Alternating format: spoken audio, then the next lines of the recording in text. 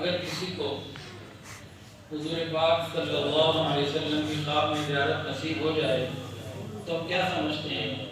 ہم سمجھتے ہیں کہ بڑی سعادت نصیب ہو گئی، ایسا ہی ہے۔ اور اگر کسی کو مدینہ طیبہ کا 8-10 دن کا 15 دن کا چند روزہ سفر نصیب ہو جائے تو ہم کیا سمجھتے ہیں؟ یہ بھی بڑی سعادت ہے کہ محبوب کے شہر میں چند گھڑیاں مل جائیں۔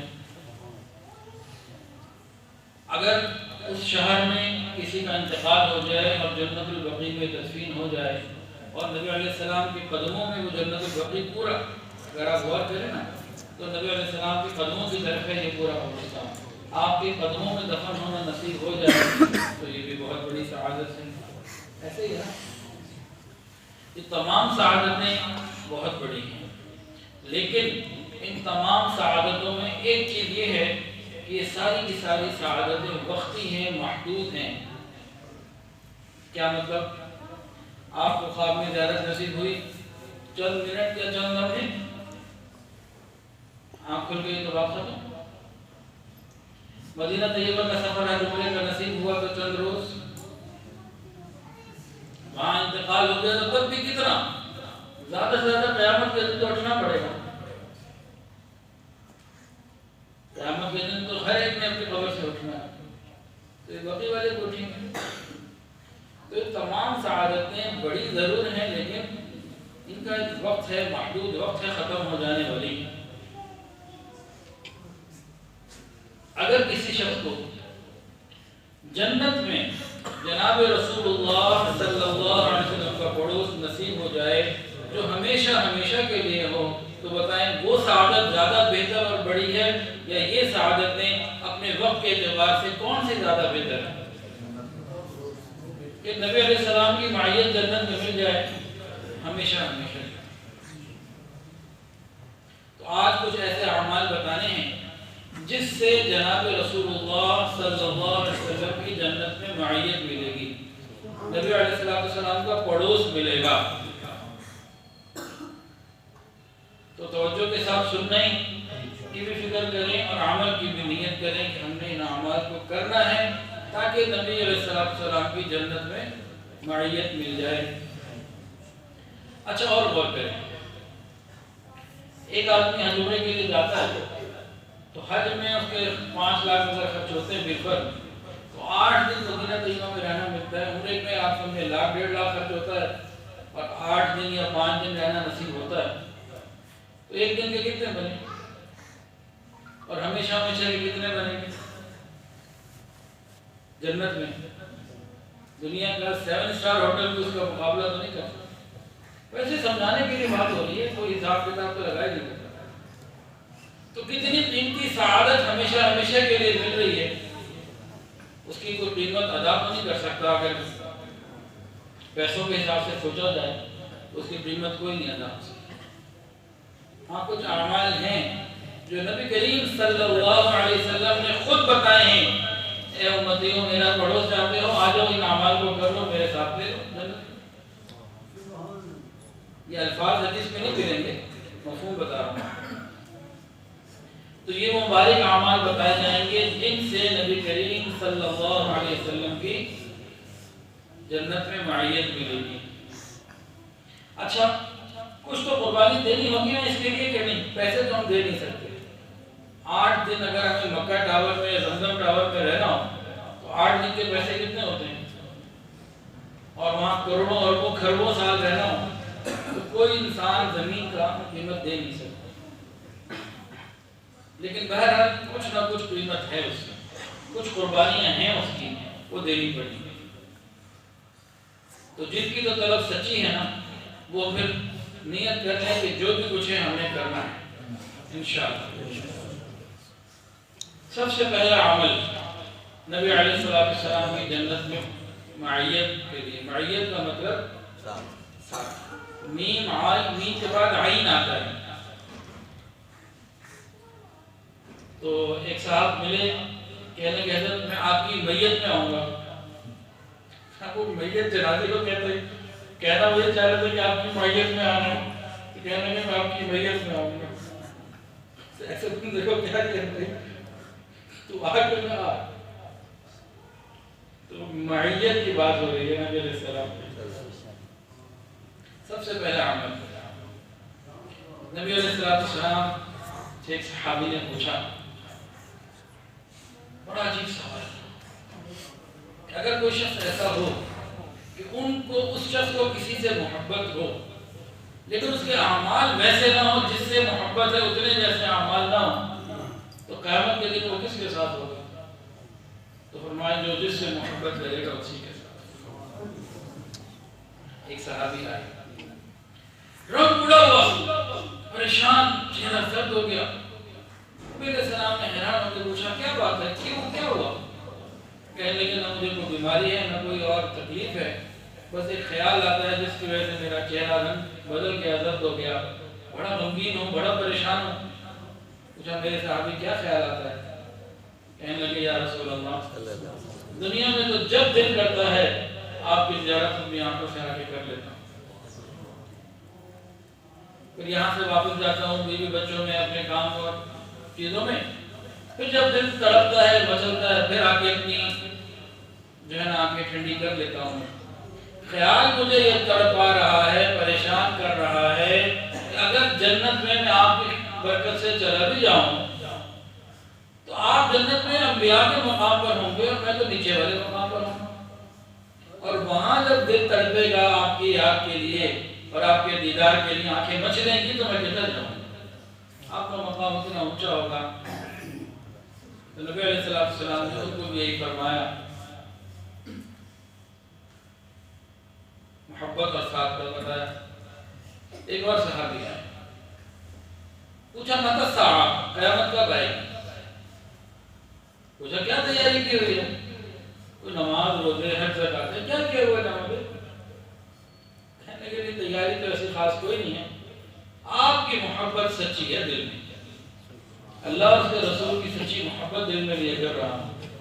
فرمایا المرء مع من احب، جو جس کے ساتھ محبت کرے گا وہ قیامت کے دن اسی کے ساتھ۔ تو تین روایتوں کا مفہوم میں نے عرض کیا، تینوں کا خلاصہ ملتا جلتا کہ نبی علیہ السلام کی سچی محبت نبی علیہ السلام کے ساتھ معیت جنت میں ہمیشہ ہمیشہ کی، یہ نعمت ملی۔ تو ہمیں چاہیے کہ نبی علیہ السلام سے سچی محبت کریں، ڈولا بننا۔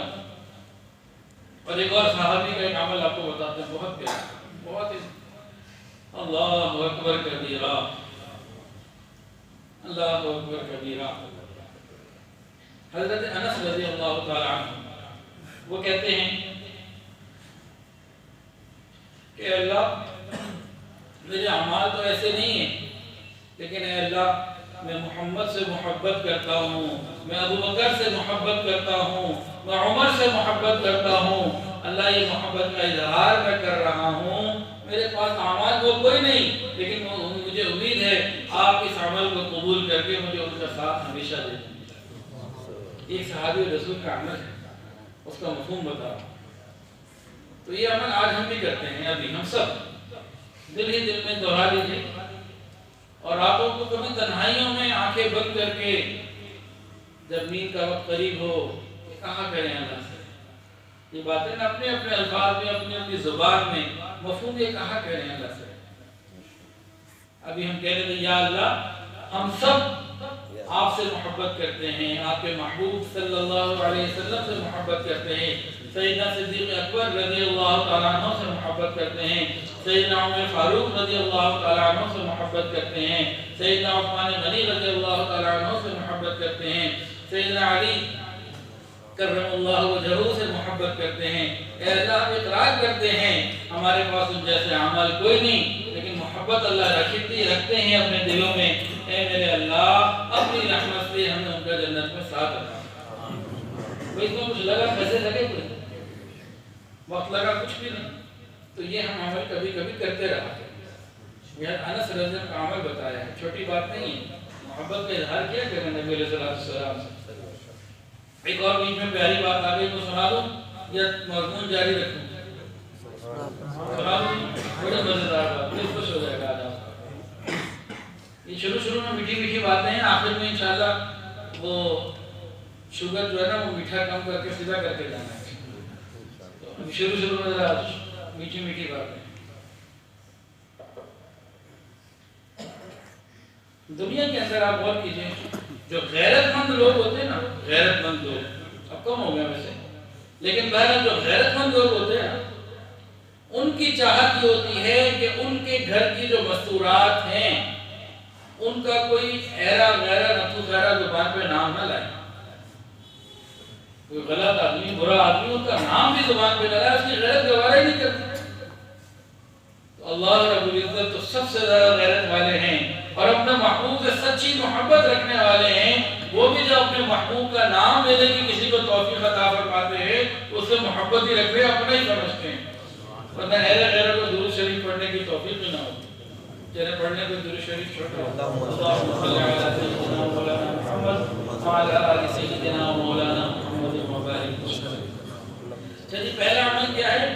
رسول اللہ صلی اللہ علیہ وسلم سے محبت. محبت تو ہم سب کو ہے، اس میں کوئی شک نہیں ہے، لیکن کتنی چاہیے اس کو سمجھ لیجیے.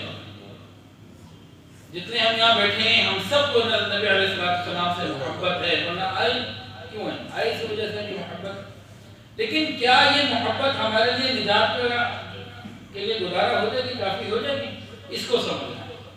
کتنی محبت مانگی گئی، کون سا مقام مانگا گیا، ہم کیا لیے بیٹھے ہیں، اسے سمجھنا ہے.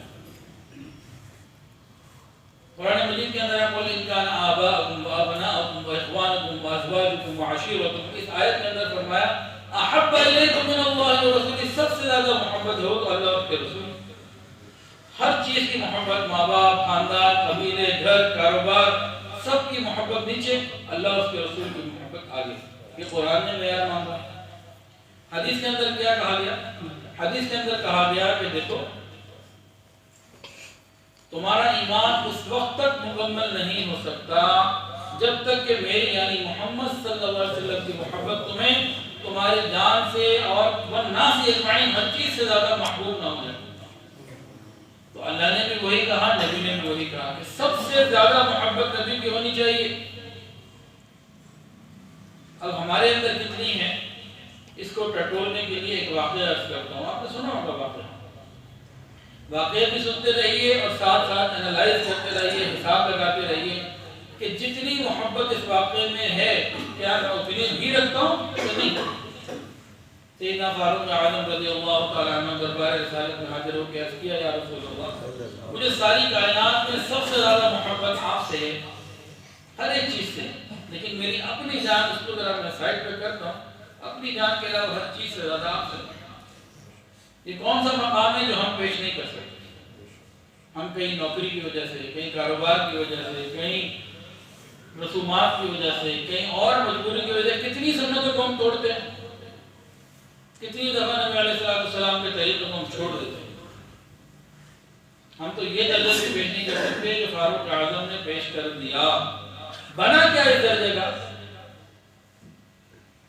اتنا بڑا درجہ جب پیش کیا گیا وہ درجے کے ساتھ کلا ہرگز نہیں، بالکل نہیں، اس ذات کی قسم جس کے قبضے میں میری جان ہے تمہارا ایمان اس وقت تک مکمل نہیں ہو سکتا جب تک کہ میں محمد صلی اللہ علیہ وسلم تمہیں تمہاری جان سے زیادہ محبوب نہ ہو جاؤں. پھر فوراً حضرت عمر فاروق رضی اللہ عنہ نے جواب دیا اے اللہ کے رسول اب آپ مجھے میری جان سے بھی زیادہ محبوب ہیں. تب نبی علیہ السلام کی طرف سے ارشاد ہوا، دربار رسالت سے آواز آئی الآن یا عمر، اب تمہارا ایمان مکمل ہے. ہمیں محبت تو ہے لیکن کتنی ہے غور کر لیجیے. ڈیمانڈ کتنی کی گئی ہے اور ہمارے پاس ہے کتنی، اس کو غور کر لیجیے. تو پہلی بات نبی علیہ السلام کی معیت حاصل کرنے کے لیے ہمیں نبی صلی اللہ علیہ وسلم کی سچی محبت کی ضرورت ہے. اور یہ محبت چھپی ہوئی چیز ہے، نظر کوئی نہیں آتی، یہ ایک مخفی چھپی ہوئی چیز ہے، ایک کیفیت کا نام ہے. اس کی علامات ہوتی ہیں جس سے محبت ہو کر اس کے تذکرے ہوتے ہیں. جس کو نبی علیہ السلام سے محبت، اس کا لباس، اس کا چہرہ، اٹھنا بیٹھنا، اس کی زندگی مبارک طریقوں پر ہوتی ہے. ہر چیز کو کوشش کرتا ہے سنت کے مطابق.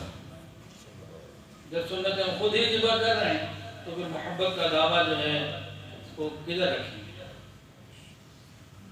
غور کیجیے گا ان باتوں پر، پہلی بات۔ دوسری چیز، نبی کریم صلی اللہ علیہ وسلم نے ارشاد فرمایا کہ میرے سب سے زیادہ قیامت کے دن قریب وہ ہوگا جو مجھ پر کثرت سے درود شریف پڑھتا ہوگا۔ درود شریف کا پڑھنا یہ نبی علیہ السلام کی معیت اور قربت کی سیڑھی ہے، ذریعہ ہے۔ ایک مرتبہ بندہ درود پاک پڑھتا ہے، اللہ تعالیٰ 10 رحمتیں نازل فرماتے ہیں، 10 گناہوں کو معاف فرماتے ہیں، 10 درجات کو بلند فرماتے ہیں، ایک دفعہ پڑھنے سے۔ درود شریف کا ایک فائدہ اور بھی بڑا پیارا ہے۔ ہم چونکہ سمجھ کے نہیں پڑھتے اس لیے اس فائدے کو آج تک ہم سمجھے نہیں، بس پڑھتے ہیں، جذبے میں پڑھتے ہیں، محبت میں پڑھتے ہیں، لیکن جذبے اور محبت کے ساتھ اگر اس کے مفہوم اور ترجمے کو صحیح سمجھ لیں تو ہمارے بارے نیارے ہو جائیں گے۔ درود شریف کے بہت سارے فائدے ہیں۔ اس کا ایک فائدہ یہ ہے کہ درود شریف کے پڑھنے سے شرک کی جڑ کٹ جاتی ہے۔ وہ کیسے؟ شرک کسے کہتے ہیں؟ بھئی اللہ تعالیٰ کی ذات میں کسی کو شریک کرنے کو شرک کہتے ہیں، تو کسی کو کوئی چھوٹا خدا بنائے۔ اب کوئی انسان کسی فاسق اور فاجر کو تو خدا نہیں بنائے گا نا، وہ کس کو بنائے گا؟ کسی ولی کو، کسی نبی کو، کسی بڑے کو ساتھ شریک کرے گا؟ کیا خیال ہے؟ اور اللہ نے جتنی مخلوقات بنائی سب سے افضل انسان، اور انسانوں میں سب سے افضل انبیاء، اور انبیاء میں سب سے افضل رسول اللہ صلی اللہ علیہ وسلم۔ اللہ تعالیٰ کے بعد جو سب سے افضل ہے نبی علیہ السلام ہے۔ بعد از خدا بزرگ کوئی بات ہی سن۔ اب اس میں کیا آپ کہتے ہیں؟ اللہم صلی علی محمد، اے اللہ محمد صلی اللہ علیہ وسلم پر رحمتیں نازل فرما۔ جب بندہ یہ جانے گا کہ محمد صلی اللہ علیہ وسلم یعنی حضور پاک صلی اللہ علیہ وسلم کو بھی رحمتیں اللہ دیتے ہیں، تو وہ کسی کو اللہ کے سوا معبود بنا ہی نہیں سکتا۔ وہ کسی کو اللہ کے سوا معبود بنا ہی نہیں سکتا۔ تو شرک کی جڑ کٹ جاتی ہے۔ کاش جو مسئلہ میں سمجھ آ جائے، سمجھ نہیں آتی ہے مسئلہ سمجھ آنے کے۔ تو درود شریف کے پڑھنے سے جنت نبی علیہ السلام کی قربت ملتی ہے۔ آپ کو نا 2 درود شریف کا فائدہ بتا کے پھر اگلے پوائنٹ پہ چلتے ہیں۔ آپ نے تو یہاں سے نکلنا ہے، اپنے گھروں میں چلے جانا ہے، میں نے ابھی لاہور جانا ہے۔ ایک درود شریف ہے، جزا اللہ عنا محمدا ما هو اہل، ساتھ پڑھ لیجیے، جزا اللہ عنا محمدا ما هو اہل۔ چھوٹا سا، اس کا فائدہ کتنا ہے؟ جس شخص نے ایک مرتبہ پڑھا 70 فرشتے 1000 دن تک اس کے اعمال نامے میں ثواب لکھتے ہیں۔ ایک مرتبہ پڑھا جزا اللہ عنا محمد ما هو اہل، جزا اللہ عنا محمد صلی اللہ علیہ وسلم ما هو اہل، جس طرح بھی پڑھ لیں، ایک دفعہ پڑھنے پر 70 فرشتے 1000 دن تک ثواب لکھتے ہیں۔ اب اس کی تشریح سن لیجیے۔ کوئی وقت کا بہت بڑا کوئی عظیم بادشاہ ہو، جیسے پہلے بادشاہ کے ہوتے تھے نا، سلطنتیں ہوتی تھیں، اور بادشاہ کیا کرتے تھے، ان کے وقت لکھنے والے کاتب بھی ہوتے تھے، کسی سے خوش ہوتے تھے، کسی کے نام جاگیر کرتے، کسی کو خوش ہوتے تو لکھواتے تھے۔ اب سب میں غور کریں، وہ بہت ہی بڑا بادشاہ ہو، کسی سے خوش ہو گیا اپنے غلام سے، اس کو دربار میں بلائے اور اپنے لکھنے والے کاتب کو کہے کہ بھئی اس کو یہ بھی دو، یہ بھی دو، یہ جہر، اس کو محل دے دو، یہ جاگیر دے دو، یہ پلاٹ دے دو، یہ پلازا دے دو، یہ فریج دے دو، یہ گاڑی دے دو، یہ کھیت دے دو، یہ فروٹ کے باغ دے دو، یہ دے دو، وہ دے دو۔ اب وہ 1000 دن تک لکھوائے گا، اور 1000 دن تک وہ لکھے گا، تو بتائیں کتنا کچھ ہوگا۔ وہ بادشاہ 1000 دن تک لکھواتا جائے، لکھنے والا 1000 دن تک لکھتا ہی رہے، تو بتائیں کتنا لکھے گا؟ بہت زیادہ ہو جائے گا۔ اور لکھنے والے ایک کی جگہ 70 ہوں، اور 70 الگ الگ لکھ رہے ہوں، تو کتنا ملے گا؟ کوئی اندازہ لگا سکتے ہیں؟ کوئی اندازہ نہیں۔ یہاں تو لکھوانے والی مثال ایک عام بات بندے کی دی، اور اللہ رب العزت دینے والے ہیں اور لکھنے والے بندے نہیں فرشتے ہوں، پھر کتنا ملے گا وہ اندازہ لگائے نا، کوئی کیلکولیشن ہو، کوئی کھاتا کھولے ذرا، پھر اور غور کریں۔ انسان ہاتھ سے لکھتا ہے نا تو اس کی ایک سپیڈ ہوتی ہے، بعض لوگوں کی سپیڈ زیادہ ہوتی ہے، بعض کی اور زیادہ ہوتی ہے، لیکن جو کمپیوٹر کے پرنٹ ہوتے ہیں نا، اور جو بڑی بڑی مشینیں جن میں چیزیں چھپ رہی ہوتی ہیں، بڑی بڑی کتابیں چھپتی ہیں، اخبار چھپتے ہیں، وہ منٹوں میں اتنا بڑا بڑا جو ہے نا وہ مواد نکال دیتے ہیں پرنٹ کر کے، دھڑا دھڑ نکل رہا ہوتا ہے لیزر پرنٹ کے اوپر۔ تو اگر 70 بندے ہاتھ سے لکھنے کے بجائے 70 لیزر پرنٹر لکھ رہے ہو تو کتنا ملے گا؟ ہو سکتا ہے کوئی صاحب؟ ابھی نہ بندوں کا حساب کر پا رہے ہیں، نہ لیزر پرنٹر کا کر پا رہے ہیں۔ ارے یہاں تو لکھنے والی نورانی مخلوق ہے۔ حضرت یوسف علیہ السلام کو بھائیوں نے کنویں کی منڈیر سے اوپر پھینکا، ابھی وہ نیچے نہ گرے، ابراہیم علیہ السلام آسمانوں سے نیچے آ گئے، ان کو سنبھال لیا۔ ان کی اسپیڈ کا کیا کہنا ہوگا؟ تو ایک دفعہ درود پڑھنے سے اللہ یہ دے دیں گے، اللہ کو اپنے محبوب سے اتنی محبت ہے۔ ایک درود شریف ہو گیا۔ دوسرا، اللهم صل على محمد كما تحب وترضى عدد ما تحب وترضى، اللهم صل على محمد كما تحب وترضى عدد ما تحب وترضى۔ اس کا مفہوم کیا ہے؟ اللہ آپ اپنے محبوب صلی اللہ علیہ وسلم پر رحمتیں بھیجیے اتنی جتنی آپ چاہیں اور اتنی مرتبہ جتنی مرتبہ آپ چاہیں۔ اب اللہ تعالیٰ کیا چاہتے ہیں اور نہیں کرتے تو کیا ہوگا، اس کو کون گنتی کرے؟ اللهم صل على محمد كما تحب وترضى عدد ما تحب وترضى۔ اور ہمارے سلسلے میں جو درود شریف بتایا جاتا ہے وہ کون سا ہے؟ اللهم صل على سيدنا ومولانا محمد وعلى آل سيدنا ومولانا محمد وبارك وسلم۔ اب اگر ہم میں سے روز 100 مرتبہ بھی ہم نہ پڑھ سکیں کیا کہا؟ تو بھائی جتنی زیادہ ہو سکے تعداد اتنی زیادہ کر لیں، لیکن آج کے بعد کم سے کم 100 تو کریں، فائدہ کس کا ہے؟ نہیں۔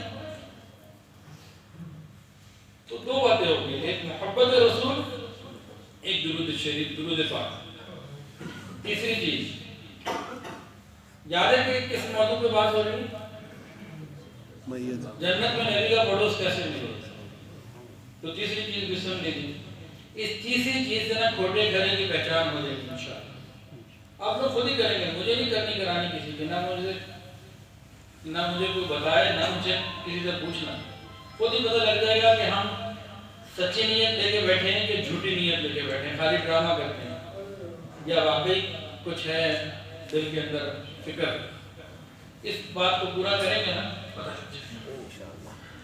ایک صحابی تھے خادم رسول حضرت ربیعہ بن کعب اسلمی رضی اللہ عنہ، انہوں نے نبی علیہ السلام کی خدمت کی،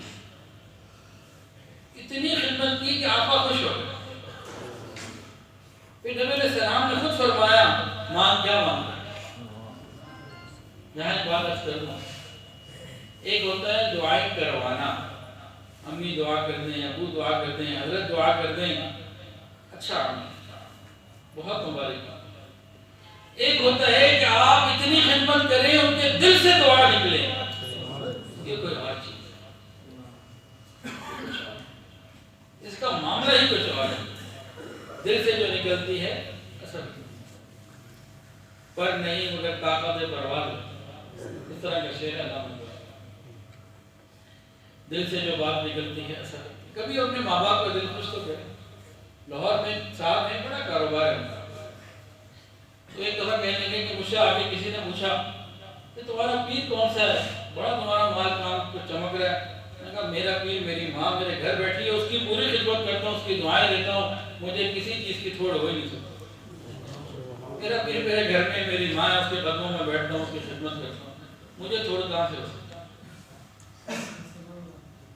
اور جو ماں باپ کے دل دکھائے بیٹھے ہیں، تو دل سے دعائیں لینا پیر استاد کی، شیخ کی، یہ کوئی اور چیز ہے۔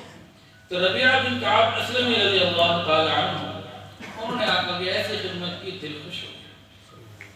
آقا نے فرمایا مانگ کیا مانگتا ہے؟ تمہارے لیے کیا مانگو؟ گویا یوں ہے کہ اللہ سے تیرے لیے کیا مانگو؟ مانگ کیا مانگتا ہے؟ انہوں نے عرض کیا یا رسول اللہ جنت میں آپ کا پڑوس چاہیے مجھے، جنت میں آپ کی رفاقت چاہیے مجھے۔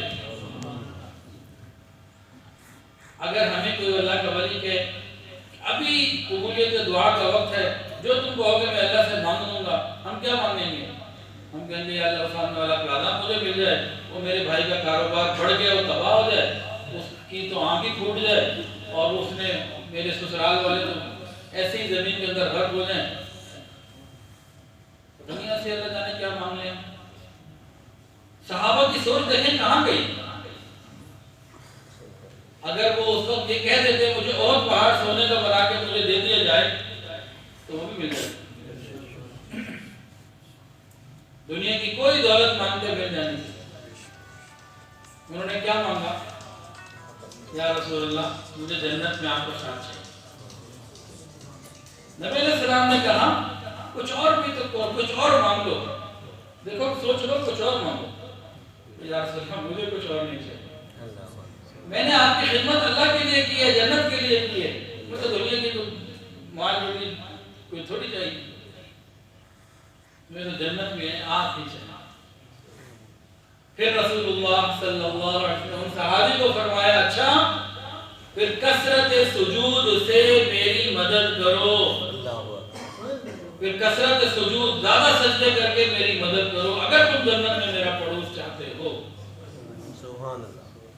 اب یہاں آپ لوگوں سے ایک سوال پوچھتا ہوں، وہ صحابی نماز تو پڑھتے تھے، سجدے بھی کرتے تھے، جب نبی علیہ السلام نے ان کو یہ کہہ دیا کہ سجدوں میں کثرت کرو تو کیا اس کے بعد ان کی سجدوں میں کثرت ہوئی ہوگی کہ نہیں ہوگی؟ کیا دل کرتا ہے ہمارا؟ وہی ہوگی، بالکل وہی ہوگی نا۔ وہی ہوگی۔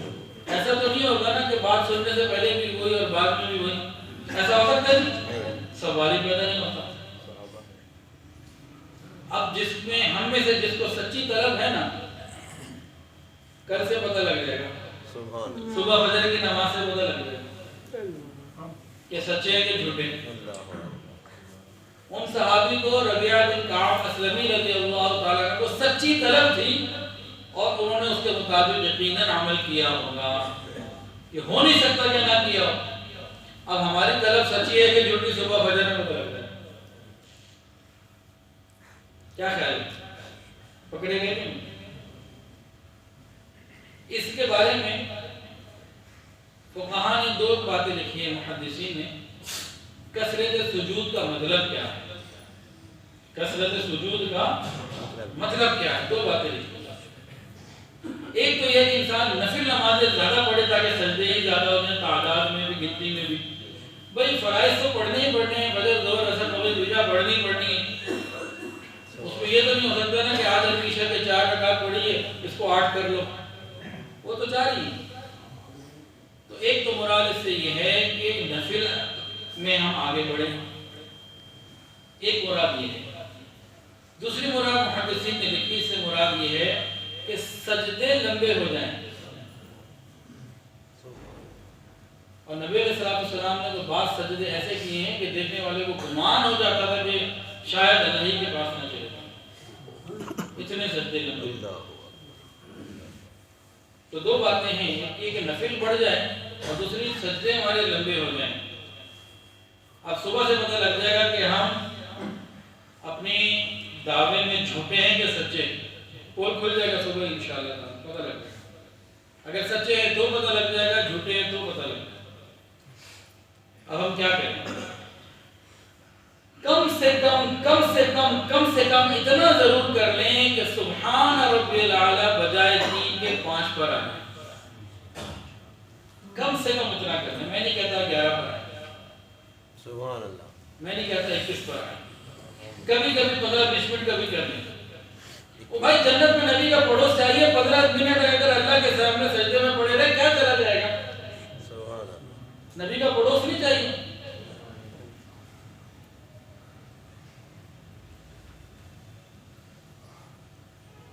ابھی کوئی آواز لگے کہ مدینہ کا ٹکٹ بجائے 70,000 کے 20,000 میں ملے گا، ہم 6 گھنٹے لائن میں کھڑے ہو جائیں گے، تو تو نبی علیہ السلام کا پڑوس اگر سجدوں میں ملے اپنے گھر میں اور کیسے؟ تو دیکھیں میں بہت زیادہ آپ سے کوئی تقاضا نہیں کر رہا، صرف اتنی درخواست ہے آپ حضرات کی خدمت میں کہ جو 3 پڑھنے والے ہیں وہ 3 کو چھوڑ دیں، 5 پر آ لیں۔ اب 3 جتنا مجموعہ یہاں بیٹھا ہے نا ماشاءاللہ، یہ 3 سے بڑھ کر 5 پر آ جائے، 3 پہ اب کوئی نہ رہے۔ اگر ہم ابھی بھی 3 پہ تھے آج عشاء میں اور کل بھی 3 ہی رہا، اس کا کیا مطلب ہے؟ ہم جھوٹے کے سچے؟ ہم نے تو میں کچھ نہ کیا، ہم نے کیا کیا؟ اس میں کوئی مال پیسہ لگ رہا ہے ہمارا؟ اور اگر یہ بھی نہ کیا تو سمجھ لیں کہ ہم اپنے دامنہ کے اندر جھوٹے ہیں،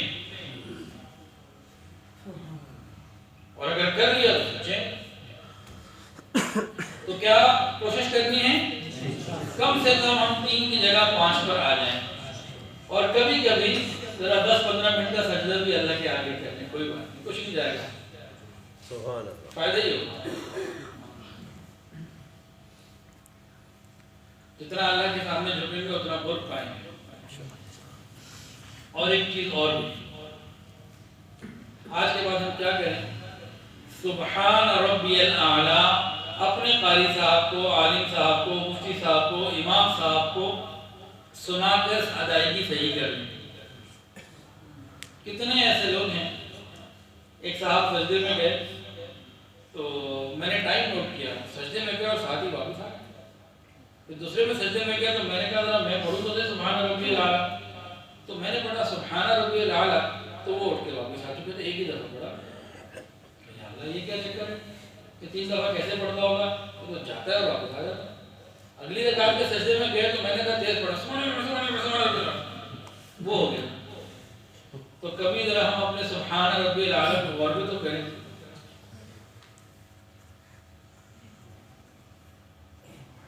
اسی وقت پڑھی ہوتی ہے جیسے پولیس پیچھے لگی ہوئی ہے، جلدی سے پڑھ کے بھاگنا ہے۔ تو سبحان ربی الاعلی کی ادائیگی بھی ٹھیک کر لیں، تعداد بھی 3 کی جگہ 5 کر لیں۔ ٹھیک ہو گیا جی؟ کتنی باتیں ہوگی؟ 3۔ پہلی بات محبت رسول، اس میں اپنے آپ کو بہتر کرنا ہے۔ دوسری بات کیا تھی جی؟ درود شریف کی کثرت۔ اور تیسری بات کیا تھی جی؟ سجدوں میں کثرت۔ یہ 3 باتیں ہو گئی۔ ان میں سے کسی میں کوئی مال پیسہ لگا؟ کوئی مال پیسہ نہیں لگا۔ اب چوتھی بات سن لیجیے، رسول اللہ صلی اللہ علیہ وسلم نے ارشاد فرمایا قیامت کے دن سب سے زیادہ میرے قریب وہ ہوگا جس کے اخلاق اچھے ہوں۔ ہم اپنے اخلاق اچھے ہیں، اس پر محنت کریں۔ اخلاق کو بنانے میں برسوں لگتے ہیں، بہت وقت لگتا ہے۔